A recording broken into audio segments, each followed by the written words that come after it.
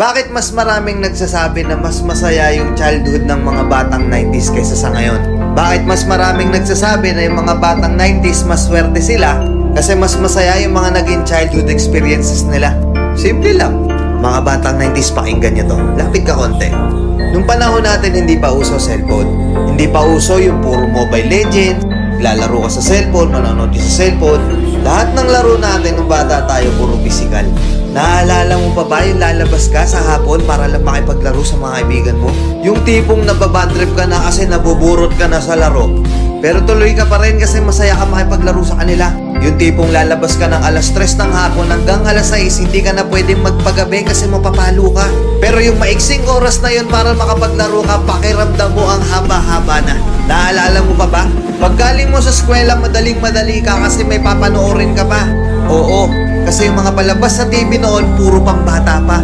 Puro cartoons, may mga anime pa. Nakakatuwa kasi yung mga palabas noon talagang nakakatulong sa bata. May matinik, may Hiraya Manawari, may siniskwela pa. Hindi ngayon. Putik na yan yung mga pinapanood ng mga bata, puro pag-ibig na, puro drama. Di ba? Mapapang umaga ka man o panghapon ka man sa klase, makakapanood ka. Naaalala mo pa ba? Yung nagtutulog-tulugan ka sa hapon sa mama mo para lang makaiwas ka sa palo niya.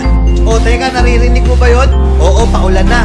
Gigising ka ng madaling araw, nag-aabang ka ng balita, gantong umuulan na, sana walang pasok.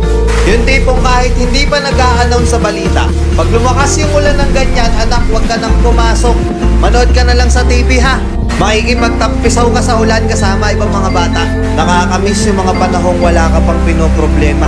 Nakakamiss yung mga panahong wala ka pang responsibilidad at obligasyon. Nakakamiss yung mga panahon nung ikaw ay bata pa. Pero napapansin ko, bakit hindi ko na nakikita yung mga ganong klaseng bata?